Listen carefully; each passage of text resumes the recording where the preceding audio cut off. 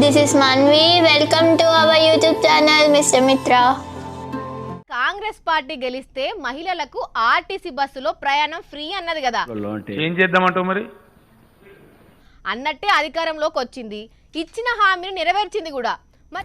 ఇప్పుడు మీరు చెప్తే తెలిసిందండి. మరి దాని రిజల్ట్ ఇప్పుడు ఎట్లున్నది, మహిళలంతా ఎట్లా ఫీల్ అవుతున్నారంటే సూపరో super super super super super super. ఇప్పుడు ఈ పార్సెల్ ఉంది కదా, ఈ పార్సెల్ని ఆర్టీసీ కార్గోలో పంపిస్తే మినిమం 300 అవుతుంది. ఇదే విషయం ఇంట్లో చెప్తే మహిళలకి ఫ్రీ బస్ కదా, నేను వెళ్ళి ఇచ్చి వస్తా, ఆ 300కి ఇంకో 200 వేసుకుంటే ఇంట్లో గ్యాస్ వస్తుంది అని చెప్తున్నారు.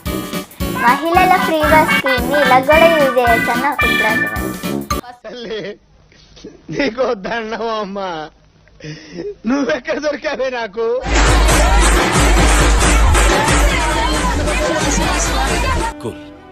నాకు నడకలవాటే పద. కావచ్చు, అందరికి ఫ్రీ అన్నారు కదా, సో దీన్ని ఎట్లా చూస్తారు? టీవీలో చూస్తాం, టీవీలో చూస్తాం, టీవీలో చూస్తాం.